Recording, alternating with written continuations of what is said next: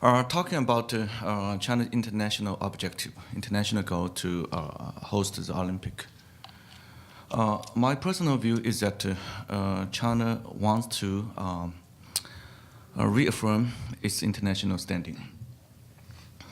What kind of country it is, what kind of competitiveness, and to affirm its international standing. Actually, by the end of 2007, China has attained the standing of the third biggest economy in the world, surpassing that of Germany, next only to America and Japan. Due to Chinese government and people's work for the past 6 decades since the founding of PRC, especially through the 3 decades hard work of economic opening and engagement with the rest of the world.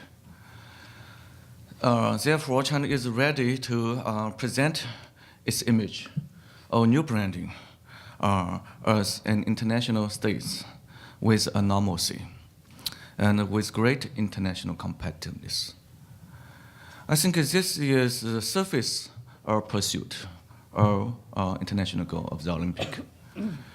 But then, internally, China should have another objective, which should remain to be discussed for the next panel. But I should mention that the domestic part of the international part are intertwined. China pursued the international image partly for boosting the legitimacy of its, the party, the Communist Party, to let this image of international competitiveness to be more legitimized, which would naturally translate to the legitimacy of the party. When China is respected abroad by the international community, Chinese people would feel proud of to be Chinese, and they would appreciate that who accorded them with that status, that is the Communist Party. These are interlinked, but not spoken. But as a Chinese living in the country, I think this is a natural pursuit. When I was called from time to time by Western journalists, they say, well, prior to the Olympic, a year ago, last year, they would say, Mr. Shen, what do you think China would request? I also told them, among many objectives, one particular dream should be get the most gold, if not the most medal. This was never spoken, because China wants to attain this, but had the fear that we may fail this, but we did. I think I would make 3 points for this short presentation. First point is that our objective is to quest for excellence, quest for legitimacy, quest for international recognition of its competitiveness through a huge amount of investment. The government once stated that we might invest some 100 billion Chinese yuan equivalent of the investment. Finally, despite many people's pressure on publishing the final data of investment, the government never released this data. I think the data should be huge, could be multi-hundred billion Chinese yuan, or tens of billions of US dollars. No other country would be willing to spend that much money because it should be a city's job. It should be the country's and National Olympic Committee's job, the NGO's job, not the central federal government's job. But the Chinese government considers it's a central government job. It's not the Olympic Committee's job.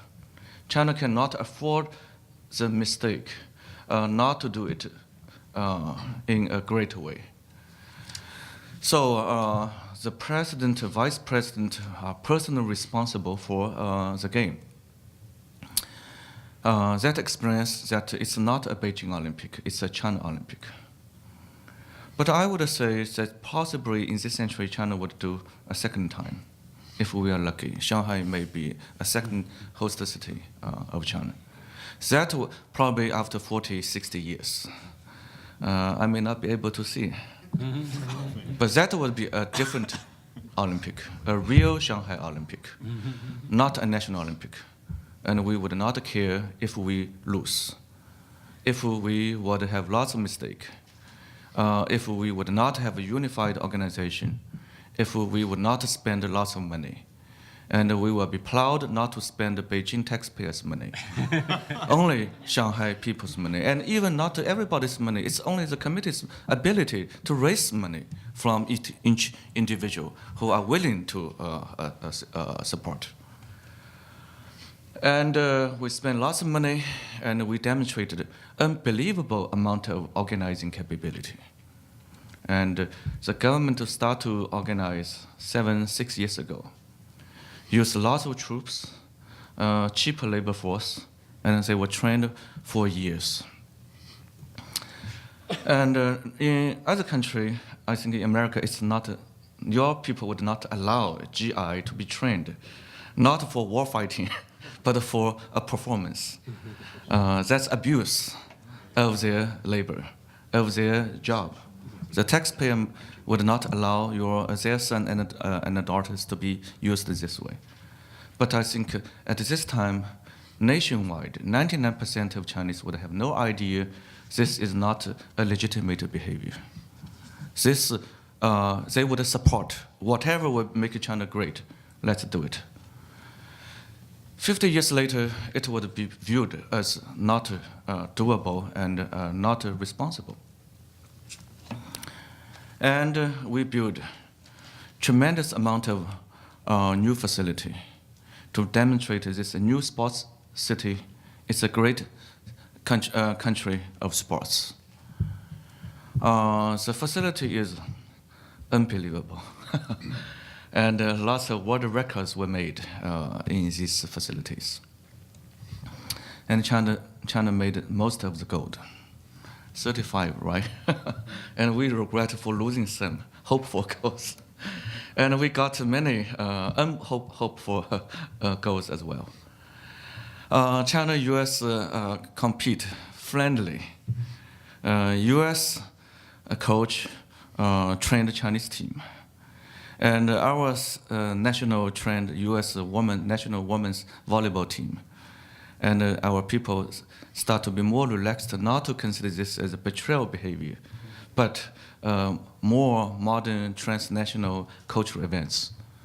People start to be more relaxed. That's a good transition of mentality from a closed society to blue color blending. And the demonstration of our ancient history that allows people's self-pride. And even make myself shuddering that, wow, we have this great civilization. That would make President Bush, Prime Minister Putin feel respectful of China. And we get for the two Olympics, one normal Olympic, another Paralympic. For both opening ceremony and closing ceremony, more than 100 head of state and prime minister participate. The previous record was 40 plus, so this time doubled.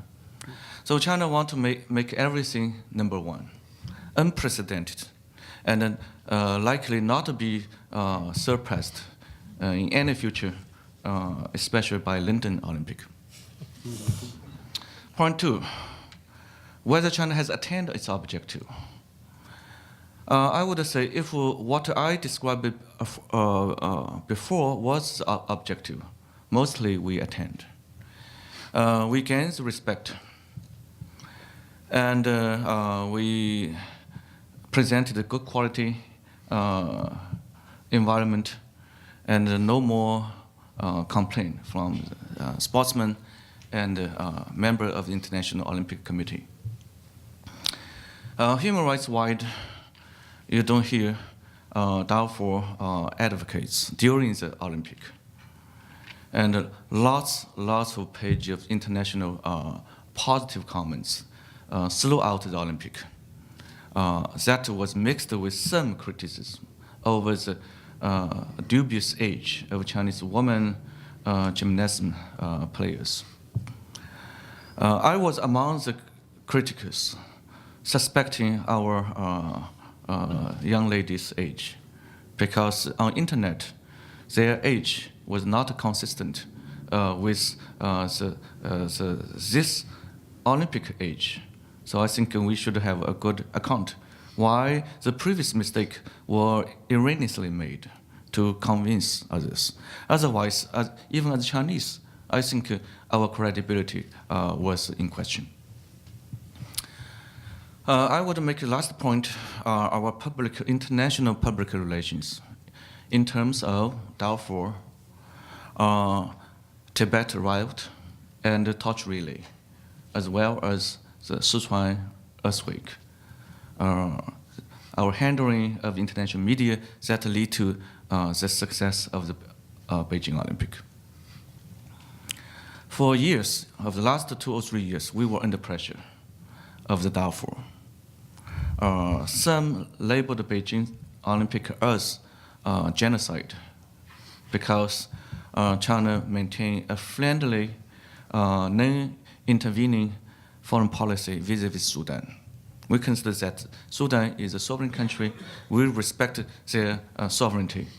So despite their domestic trouble, we are not in a position like a Western country to say what you should do.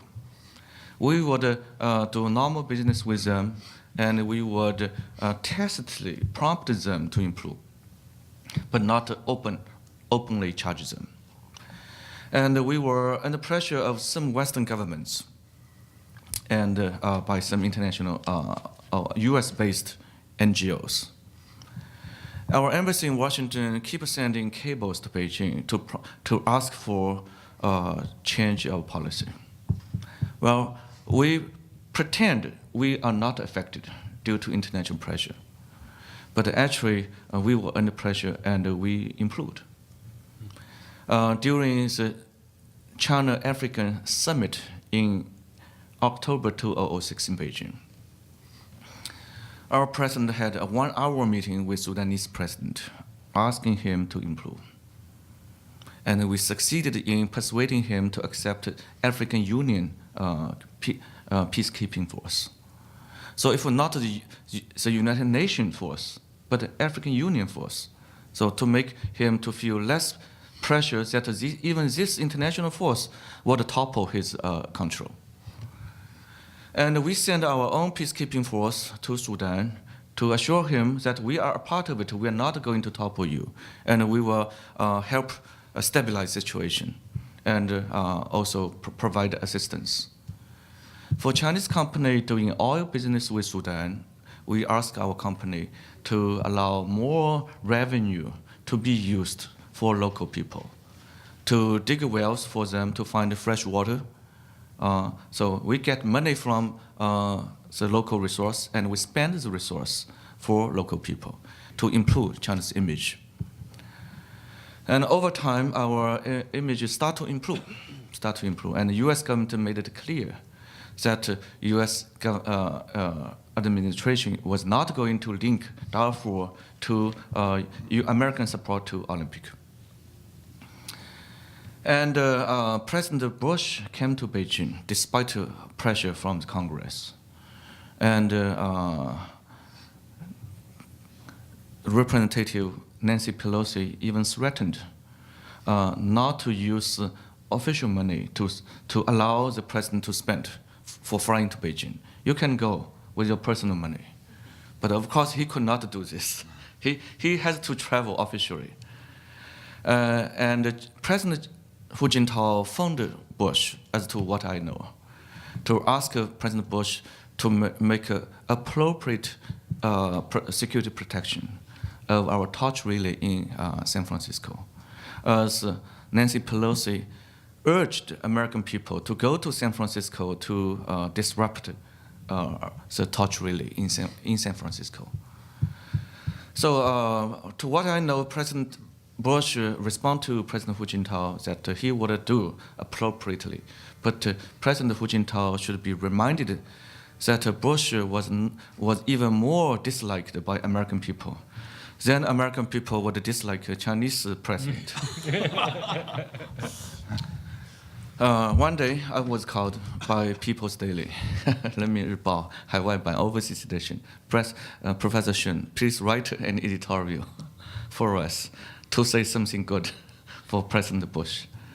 That's very rare. Usually in China, anything critical of American will be right.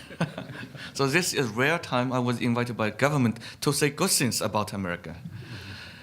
And then second point for debate, it's unexpected that our local government was very slow in responding. Despite we know that that was Olympic year, we should be fully apprehended for everything possible, especially for the anniversary of our handling of Tibet riot in 1959.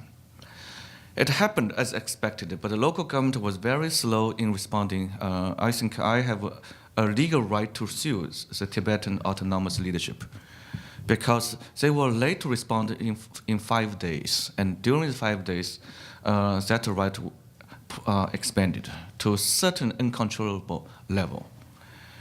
And also government was ill handling by expiring foreign journalists happened to be there. We should invite them into Tibet to report because that was a social unrest. And any government has a legal responsibility per constitution to protect our people. No matter, you can demonstrate, protest for independence or not, but you should observe the law. When you ask for something disregarding the law, any government can suppress. But our government did not suppress. That was extremely strange. So some people thought that might be a plot. We let them to do big things. Therefore, we can suppress them at a later time. I did not know, but I would only say that the outcome was tragic. Some people died due to the burning of those people who instigated the unrest. And therefore, these people were attacked as well. It's a lose-lose game. My government should be accountable for this and should be sued. But so far, no one has been taking personal responsibility. We have 问责制. Someone should resign or should be forced to resign. But on this issue, nobody has been responsible yet. Therefore, we also underestimated the impact of this on the torch relay. We did not expect there was a bigger resistance in Paris and London, and we underestimated it.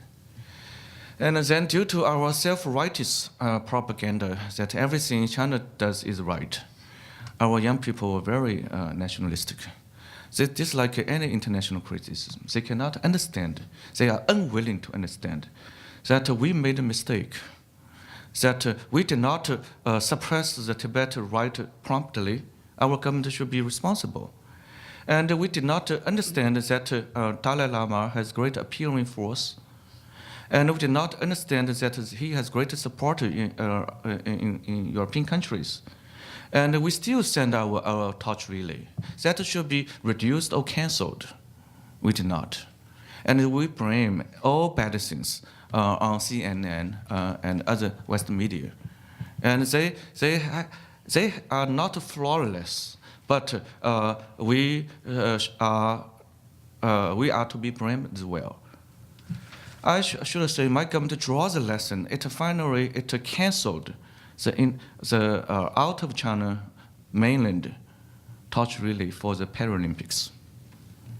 I think in the first place we should cancel the whole torch relay, even for the normal Olympic. You do not need to demonstrate red flags, red 5-star red flag. It's a communist country. You wave the flag everywhere to show that it's China, it's communist. And it's not popular in the world. You can do this in China, but not outside. And our young people collide in Korea, and they thought they have the rights to beat Korean people who disliked this behavior. Some of them committed legal violation of the host country's rights, a law. All this our newspaper did not report and blame our own people. So we were politicizing the whole event, and we were hurt.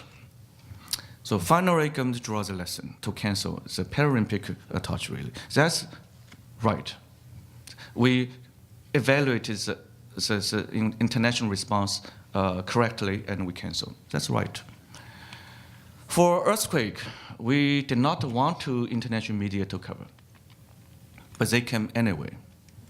And they reported far more credibly and effectively than Chinese media, than Xinhua News Agency. That gives legitimacy to the Communist Party. So government start to think twice that the Western report did not only delegitimize us, but also that can legitimize us. So as long as we are on the right side, that lead to the Olympic relaxation of our control policy. For the first time, Western media did not need to apply for a permit to have the on-site reporting. During the Olympic, Beijing-based Western journalists can go to Shanghai without apply for a permit to do this in Shanghai. They can go and report. So that was viewed as a great relaxation of Chinese opening. And luckily, we continued this policy. We continued legally after Olympic. So this is viewed as the Chinese opening, like South Korean's opening. And in reflection of this Olympic, I think we made lots of improvements. Finally, we understand not all international criticism is bad. Some are good. For instance, without criticism on our policy on Darfur, we are not going to improve out of our own initiation. Only out of pressure we improved. And that improvement helped reduce international criticism, helped build China's image as a responsible stakeholder.